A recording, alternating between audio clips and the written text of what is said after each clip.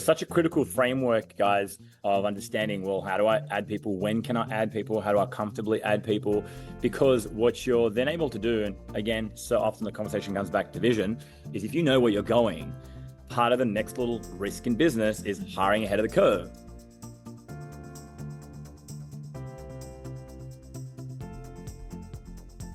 Hello, and welcome to Build Your Remarkable Practice podcast.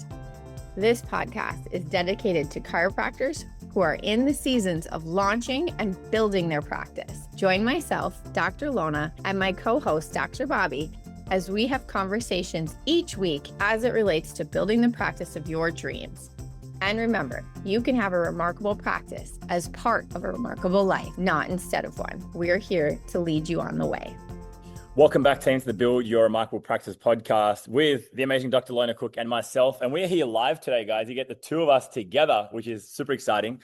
We're here at our CEO Summit, which has been full of learnings and excitement from driving fast cars to hanging out with a lot of high-level chiropractors, which has been phenomenal. So we wanted to try and get you guys behind the scenes and talk about things that are fresh in our mind right now that high-level chiropractors are learning and are really digging deep into. So today's episode, Lona, what are we going to talk about? Why don't you introduce this idea that we literally just finished, but I know we've been thinking about this for a while.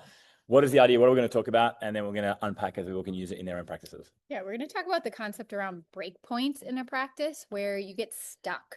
You get stuck because you're either not aware that you're even stuck, or you're stuck and you're not sure what to do about it, many times because you're actually not hiring in advance of growth. So we're going to hopefully help you learn from what we've learned. I wish I would have learned this 10 years earlier about investing in people before you get to the place that you're stuck at one of these breakpoints. Yeah. So I think that last line there is really critical. We're talking, this is a people conversation now. So if you're in business, if you own a business, you're going to have people in your business if you want to grow and scale. So what I think is important to understand is that what you're doing in business, we spoke about this last episode, is that you're continually taking risks in advance in hope that you're going to get a better ROI of what you've put in compared to what you get back, right? And business is continually taking these small little risks. Now, one of the best investments that you can make, we hear this all the time, is in your people. So adding people, adding skill sets, and adding different people to your team. I love this idea about, and when I understood this idea, it really helped me a lot to get the whole people equation. And that is that in life, there's these different resources, right? We talk about goals as a natural resource. We talk about oil as a natural resource, right? But then humans, HR, is a human resource. So when you're getting somebody, you're getting that person's nervous system, you're getting that person's experience, you're getting that person's skill set, and you are acquiring that person onto your team. So as you look at your office right now, some of you are going to be listening to this and maybe you're below 7 figures, some of you will be at 7 figures, some of you will be in multi-7 figures. How do we have a framework so that we know, okay, are we ready to hire the next person knowing that we're growing and going in the right direction? So do you want to talk to us about this idea, revenue per employee? How do we use that as a framework so we know, well, how many team members should we be having in our business based on the size of the business? Yeah. And then on the back of that, then we can unpack more about, well, how do we know when do we need to hire the next people so we get ready for the next level of growth? Yep. So it's a loose equation, but in a chiropractic practice, if it's you, the owner operator, plus one CA, there'll be a natural point at around 250, 300,000, somewhere in there where it's critical that you add likely the next CA. And then when you add that next employee, you're going to grow another 250,000. So again, you'll be up around 500,000, another point. So with each hire, as long as you've made the right hire, a full-time equivalent employee should bring the potential for you to add another 250,000 in top line revenue to the practice, as long as you've made the right position and the right hire there. Yes. So just to repeat that, so basically you can assess your office, then you can work out what your yearly collections, yearly revenue is right now. Then what we're saying is in the business like chiropractic, small business, you want to have one full-time equivalent for every $250,000 of income. For example, if you have a practice that's $1 million office, that means that you should have 4 full-time employee equivalents. So you might have, well, guess what? I've got 3 CAs that are part-time hours. They do 16 hours each. Cool. Those 3 part-timers make up 1 full-time equivalent. Then you might say, well, I've got 1 full-time DC to do that as well as myself, and I've got 1 full-time office manager that runs that. So it's a framework where you can take what collections you're on right now, divide that by 250,000, and it shows you how many full-time equivalents you should have inside of your company. Is that right? Yep. Yeah. And that can be hard to look at sometimes because you might realize, oh my gosh, I have more employees for sure. And if you feel like you're already stuck, then it begs the question to look at where's the capacity blocks in the team, or do we have wrong people in wrong roles? Yes, exactly. So when you first do this, you're either going to work out that you're overhired. So you're going to work out and go, okay, let's just work off $1 million in revenue. $1 million in revenue, I should have 4 full-time equivalents. I've actually got 6, right? I've got these 3 full-timers and I've got these 5 part-timers and I've got this role as well. And so what that means is that you either have the capacity to grow, so you don't need to expand the team more, okay? You need to get the team more efficient and you need to realize that capacity. Or B, if you think that you're like hitting the wall everywhere, it usually means that you're not utilizing your team properly. And that's either a systems thing. Maybe you're running antiquated systems that serves you at $500,000 a year, but are not serving you at $1 million a year or beyond. Or you've got a heart or a people problem. You've got people on your team that aren't performing and bringing the revenue up to the level that it should be to warrant that. Is that right? Yep. Definitely. And it could be that where you're overhired. It also, I think many times in chiropractic, we do the when then game. Oh, I'll hire this next employee when I'm at, and you actually, in order to get to that, need to make the hire first.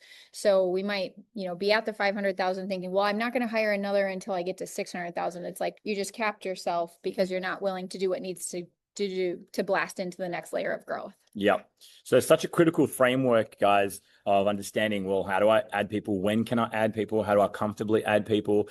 Because what you're then able to do, and again, so often the conversation comes back to vision, is if you know where you're going, part of the next little risk in business is hiring ahead of the curve, right? So looking at that and going, well, we are here right now. Let's say we're $1 million in collection revenue a year. And we want to, by the end of Q2 in the following year, so let's say you listen to this at the end of 2025, you listen to this in December this year, and you go next year, by the middle of the year, we want to be an equivalent of $1.5 million in collections. So that would be roughly $120,000 a month, 128, I think it is specifically, $1,000 a month.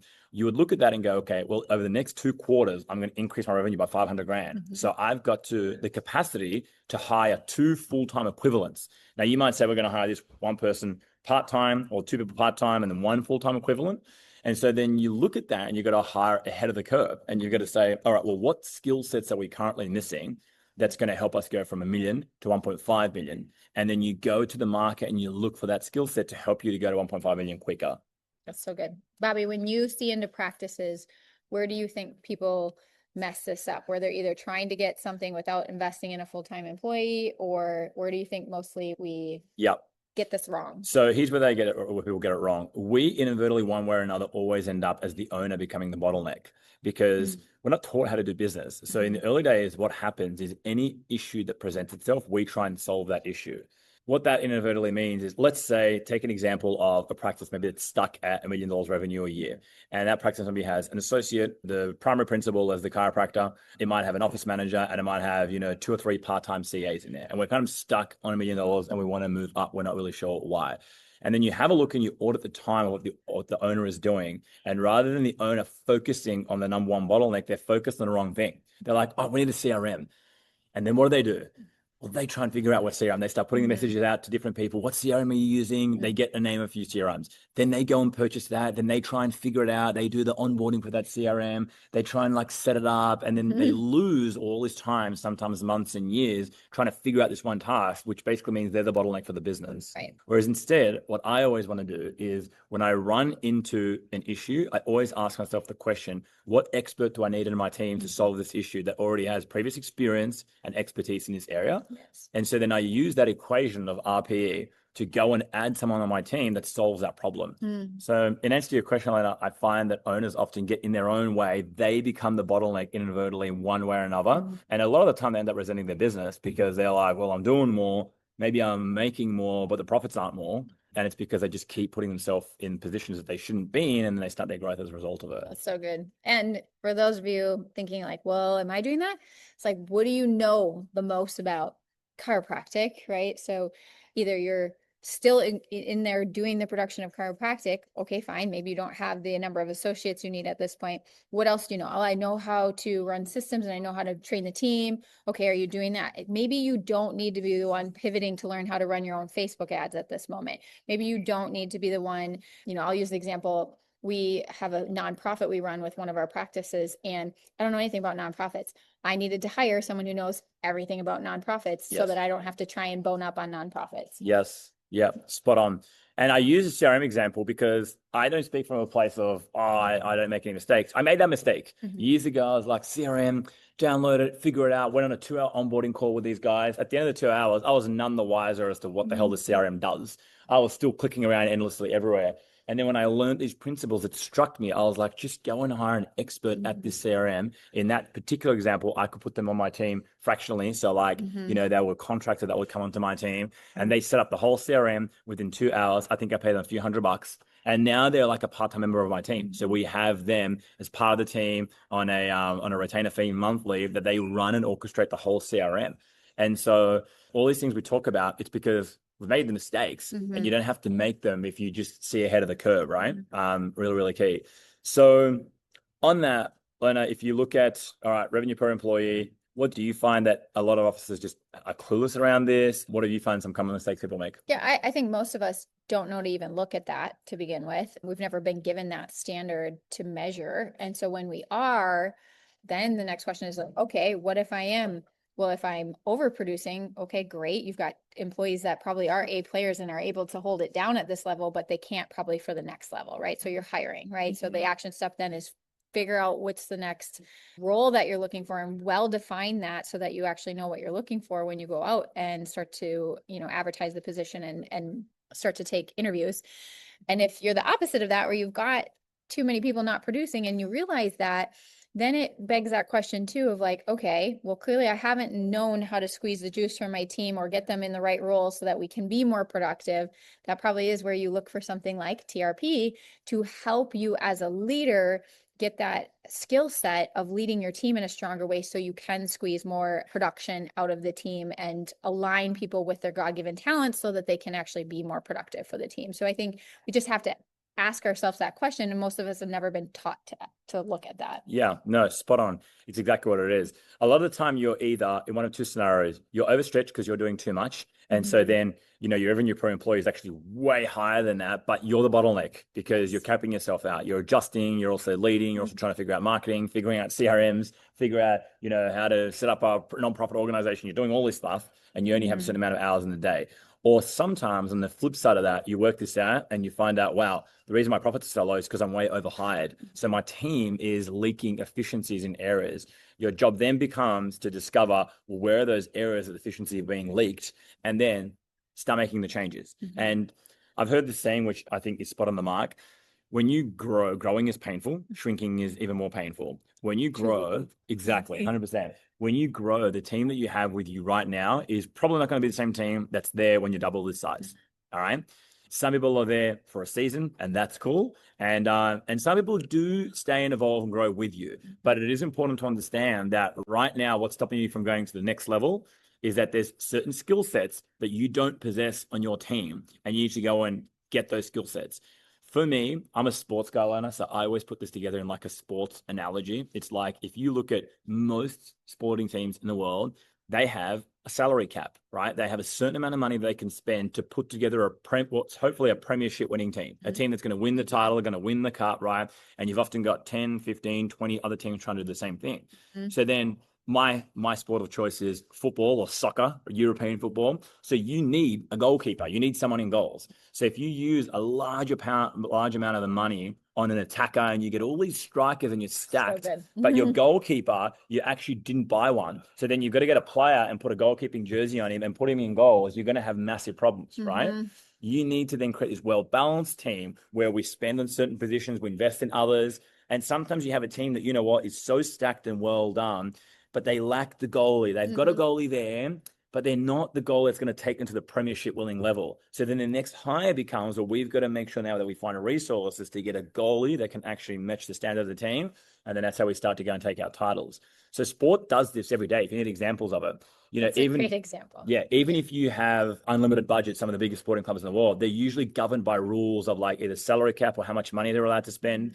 And so that's what makes it a more even playing field. You're allowed to spend so much money to put together a team that can actually hit the goals of the organization, which if you're a top level team, you're trying to win the premiership. If you're a bottom level team, you're trying to stop being relegated, right?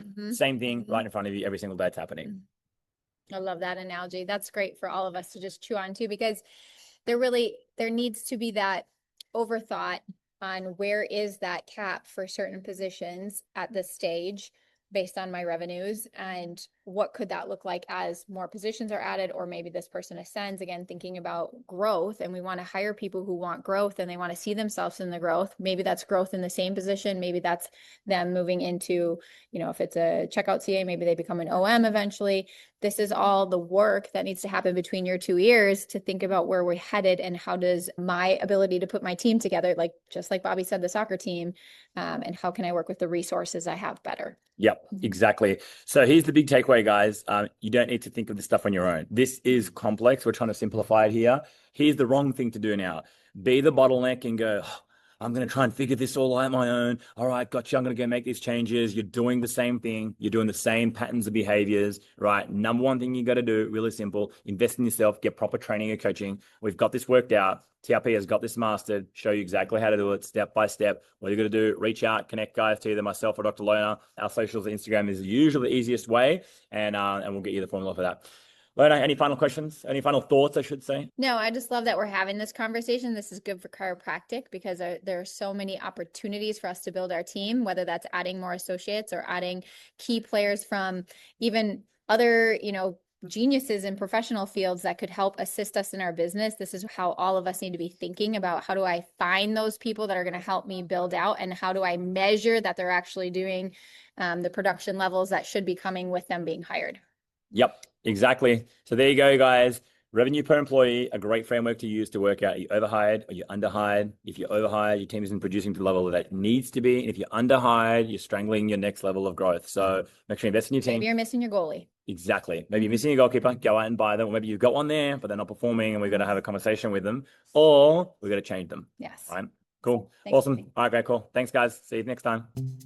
Hey everyone, please listen in for this next bonus interview of one of our remarkable success partners. They all help us help more people find the benefits of chiropractic. So listen on.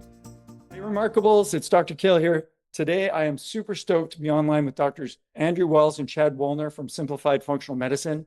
I'm super stoked to talk to you today, guys. It's an honor to have you here. We've got an amazing CEO audience here with us today, and some of them may not know who you are. I know a lot of the people that are listening are going to be familiar with you, but some of them may not.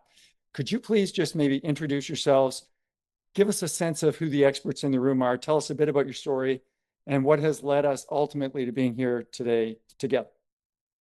Awesome. Well, thanks for Thank you. having us on. We really appreciate it. Love the TRP group. And we are chiropractors. So we developed Simplified Functional Medicine, which is a group that serves chiropractors in helping bolt on a functional medicine practice to their office. And one of the reasons that we exist is because we recognize as doctors of root cause. A lot of people say DC stands for doctor of cause. We recognize that a lot of our patients are dealing with issues outside of the classic like musculoskeletal problem. Now, I recognize that chiropractors listening to this will probably say, well, chiropractic is not just about musculoskeletal. I totally get that. But we also, based on our research, we found that 70% of your active patient base, our active patient base is as chiropractors, these patients also have other things like hormone imbalances, immune system problems, metabolic issues that sometimes don't fully respond to chiropractic care. And Chad and I got into functional medicine first and foremost out of personal necessity. And I'll let Chad share his story, but I'll make mine really brief. Back in 2018, we were hit head on in a car accident, almost died, broke my neck in 3 places, had a traumatic brain injury, and thankfully still alive. But it was through functional medicine and a lot of the protocols that we use that I was able to get my life back. And so after that traumatic brain injury, I had really severe brain fog, massive fatigue issues, autoimmune problems that popped up, and just really wasn't responding to kind of traditional chiropractic care. And so I got into functional medicine, number one, to help with my own issues, but also recognizing that we got into our profession because we really want to solve our patients' health issues. So that's kind of the genesis of all this. And I'll let Chad share his story briefly. All of it. Yeah, fairly similar. Mine starts with me and my wife. My wife was struggling with a variety of different chronic health issues over the years. We had taken her to specialist after specialist after specialist, no real answers. And out of just sheer frustration and desperation, I went back to school for functional medicine because I'm like, I need to find answers for my wife. She was eventually diagnosed with thyroid cancer and dealt with all the fallout of full thyroidectomy and all those things. And I went into school, learned functional medicine, got excited, started using a lot of the protocols to help her, and made a significant impact for the better for her. And immediately I got the brilliant idea that this will be perfect for bolting into my practice, not realizing that helping your wife is one thing for free. Working with patients and figuring out some sort of a business model associated with that is a completely different skill set and set of tools and set of problems that needed solving. And so, needless to say, it did not work very well. And so I shelved it. But those years that I shelved it during that period of time created a massive amount of friction and frustration for me because I saw patients who would come in who would express frustration with the current health situation that they were in, knowing full well that I knew I had the clinical acumen and the clinical skills and the academic, but I didn't have the actual solution from a business standpoint to deliver it without it completely derailing and disrupting the practice. This is where I started to see from a CEO lens, the last thing the world CEOs need is yet again another job, but they need to have solutions in place for their patients and for their team that can be deployed. And so Andrew and I around this time met. He flew out to where I'm at here in Meridian, and we became very fast friends. And I kind of knew about his business. He knew about mine. And one day out of the blue, I called him up and said, "Hey, I've got an idea for a functional medicine program." He said, "That's a dumb idea." I said, "Hear me out for 45 minutes. I said, "Just give me 45 minutes. Let me pitch you via Zoom, just like we're doing here." And 45 minutes later, I'm like, "If it's a dumb idea, we can scrap it." And he's like, "Okay, fair enough." He's like, "I'll give you an open mind." And so I presented it to him, what was kind of the genesis of simplified functional medicine. At the end of that Zoom call, he's like, "This is a great idea." And really what we had done was we had solved for a lot of the common constraints that CEOs run into in their practices with regard to not just functional medicine, but just in practice in general, that I think will resonate with a lot of the TRP docs. And so I'll hand it back over to Andrew, and he can kind of explain a little bit about how we've solved number one, what the big constraints are and how we've solved those constraints. Yeah. I think most CEOs and most chiropractors understand the benefit of functional medicine and what it does for the patient, but the friction comes here as chiropractors like, it sounds complex. I've heard it's like involves a lot of lab testing and complex protocols and all stuff I don't understand, or they're concerned that they're going to get stuck in a consultation room with a patient for an hour, overwhelm their staff, have to go back to school. And what I want the CEOs listening to this to understand is that that's why we created SFM. And I get a lot of flack for saying this, but it's true. And we've seen this. We have the evidence and data to prove it. Getting sick people well is not difficult. It's really, really easy. Now, you can overcomplicate it if you want to, but having now worked with hundreds of chiropractors, thousands of patients, the clinical stuff is actually pretty darn easy now, and we make it easy. And what we also do is we make the delivery of functional medicine also very easy. We feel very strongly that chiropractic should always be the main thing in your practice, but by bolting on a really very streamlined, organized, and simple system that delivers the benefits of functional medicine can help not only on the patient outcome side, but also help on the revenue side, as functional medicine is an extremely profitable bolt-on or add-on addition to the practice. And so for any doc thinking like, "Oh man, that would be so cool to have functional medicine, but it sounds really complex," that's why simplified functional medicine exists, is to cut through the complexity and the chaos so that we can make things really simple. That's like music to my ears. As a coach, a TRP coach, I know that our CEOs need less jobs, not more jobs. They need to simplify, not create more complexity. So what you guys are saying is just awesome for me and for all of us coaches to hear, and for our clients too. So as CEOs, we make business decisions, obviously, right? And our CEOs always want to know, and you mentioned the returns, the return on investment. They always want to know, what is it they're going to get in return for their investment? So could you just share maybe some specific details about that for us and for our team here? Absolutely. And when we think of ROI, I want to think of it in two different aspects: the financial ROI, which I'll talk about in a minute, and also the time ROI.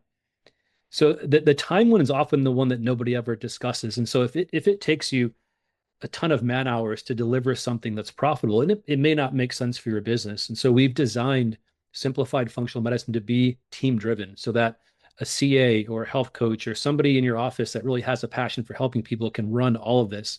So it doesn't require any of the CEO's bandwidth and time to run. And I think of all things, time and money, I would say that that is the most valuable thing that we give in return is less bandwidth from the CEO. Can I add one important detail too, real quick? I want to make this distinction because some might be thinking, okay, great, I've heard this before from other companies, and what the deployment looks like is here's a bunch of crap for your team to do. Go figure it out. And that's not an effective strategy. That's a recipe for mutiny, right? Where all of a sudden your team's like, thanks, Dr. So-and-so, you're an idiot. Now we have to do this. We have also done this in such a way that we're right there in the trenches supporting the team. So we'll train the team right along with them. This is not a, here you go, you invest money with us, and then you're off to the races, or your team is off to the races to figure it out for the doc, right? We support, we train every step of the way, ensuring that they get the support that they need. So I think that's a really important distinction too to add in there, Andrew, that we want to make sure is, yes, the CEO isn't going to have a whole laundry list of things to do, but also it's not just going to be a hand it off to the team and let them figure it out. We're right there to support them. Yeah, absolutely. And then financial ROI from a money investment, if we can help docs find 6 people this year to help that have a chronic health issue, that's like the break-even point on our program and services and coaching. So it's a pretty low bar that we've set. Most CEOs I talk to say, I can think of 6 people off the top of my head that have hormone issues and metabolic and digestive problems. And so it's a pretty quick ROI. The average is about 178K in additional revenue to a chiropractic practice. Now, average is average, right? What we found from TRP docs is that they're usually a bit above the average because they're striving for excellence in all different areas in practice. And so a lot of the docs we work with make more than that. And we have some offices that are doing 6 figures a month just in functional medicine on top of their chiropractic collection. So you can really make it as profitable as you want. And it's a low volume game that we're playing. It's not like you have to add 400 patient visits a week.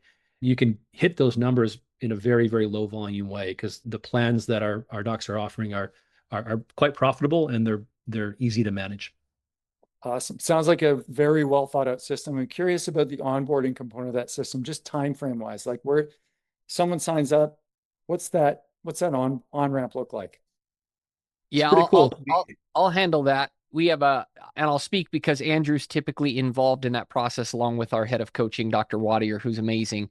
Our goal is to get the practitioner up and running within 30 days. And that's on, we ran the numbers early on, and what we found was 27.2 days was the average time frame it took to get a practitioner up and running in the process. And so from a mile up, the onboarding process is intended to be built around keeping momentum going. If the process took 6 months to a year to get a doc up and running, you might as well kiss it goodbye because busy docs lose momentum. And so we need to get this up and running as quick as possible, and patients are waiting. So anything you want to add to that, Andrew? Sorry, I didn't mean to commandeer. No, you said it better than I was going to say it. Thank you. Cool. Yeah, I like that. That's efficient. That's great. Yeah. Yeah. So I'm also curious, if you look forward, considering what's important next, like for the profession as a whole, as you look into the challenges that we're facing as a profession, and as you assess the needs of the profession going forward in the future, how is it that Simplified Functional Medicine is preparing docs for that? How are you preparing people for the future? Yeah, I love that question. It's a smart question. And I want to use some statistics here. So if you look at our profession as chiropractors over the last 125 years, roughly, we have about 62,000 chiropractic practices in operation in the US. Now, when you look at functional medicine, if you go back 15 years ago to 2010, there were about 10,000 practices that were operational in the US. Fast forward till today, we're recording this in 2025, there are 52,000 functional medicine practices, which means functional medicine grows at 940% per year, year over year, compared to about roughly 5% growth industry-wide for chiropractic. And the reason this matters is as we're the whole reason for businesses to exist is to solve problems. And the functional medicine problem is a huge, let me back up. Chronic health is a massive epidemic. Medicine isn't fixing it. Pharmaceuticals aren't fixing it. Medical doctors aren't fixing it. And so chiropractors have and will continue to lead the revolution in health. We're just giving patients what they're asking for and what they're needing to get to the next level of health. And so when it comes to an opportunity, I don't know any other niches within chiropractic that offer that kind of explosive growth industry-wide.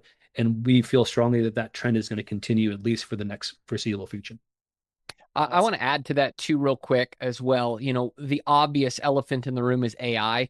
And so for a lot of practitioners, they're wondering what that's going to look like in terms of the future. We have invested a substantial amount of time and money in trying to stay current and relevant with our finger on the pulse of what that means to us and specifically to functional medicine. And here's what we have found.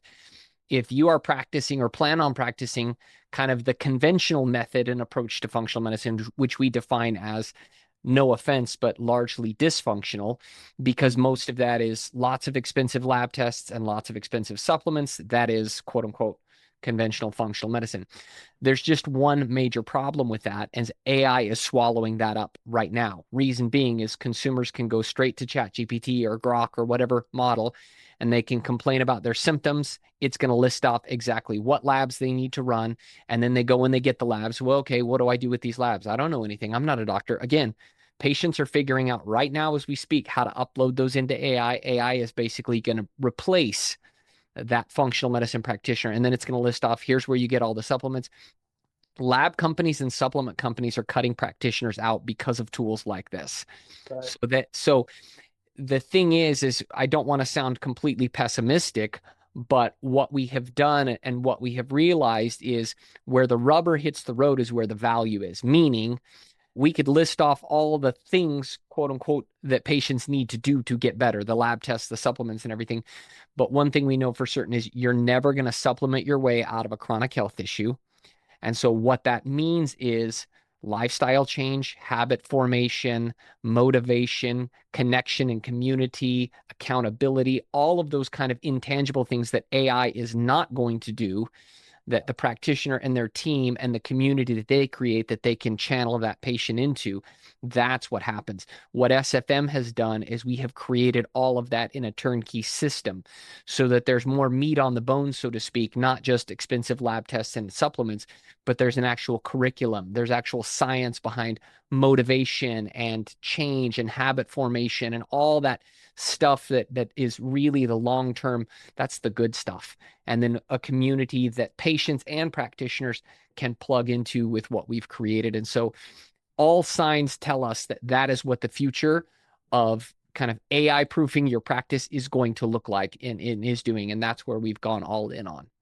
Awesome. I love the heart. I love the forward thinking that you guys have done in that regard. That's awesome. So you guys have some incredible pearls here with us. I know that everyone on here is going to appreciate hearing them. I just want to make sure that our crew knows how to get in touch with you. What is the best way for listeners to reach out, get in contact, or take the next step with you guys if they're interested? Yeah, I would say to look at our website. It's www.simplifiedfunctionalmedicine.com. And if this is something that you've considered adding, plugging in, or want help with, that would be the first kind of direct path to reach out to us. And you can find all of our contact information. And you can set up a discovery call with me, Dr. Wells. Or if you're just curious to learn more about our approach and philosophy, we have an awesome podcast. So if you're listening to this podcast, TRP, we have a podcast called the Simplified Functional Medicine Podcast. And you can listen. We have 70 some episodes there and kind of a deeper dive into all the things we teach and the why behind what we do for docs that are interested. Awesome. Cool. I know there's going to be a lot of people reaching out, so the phones will be burning up, I'm sure. And will you guys be at the next immersion? Yeah, I believe somebody will be. Yeah. Somebody will be? Okay. Well, I hope you'll be there. I'll be there. Hopefully we can hook up there. Would love to. Thank you so much. I really appreciate it. Our listeners do too. See you next time. Thank you. Have a remarkable day. Thanks for listening to this episode of Build Your Remarkable Practice podcast. Remember, what the world needs now is chiropractic, and what chiropractic needs now is more successful chiropractors. If you like the podcast, please subscribe, share with your friends, and leave us a review. And if you'd like to connect with us personally, please click the links in the show notes to schedule a call.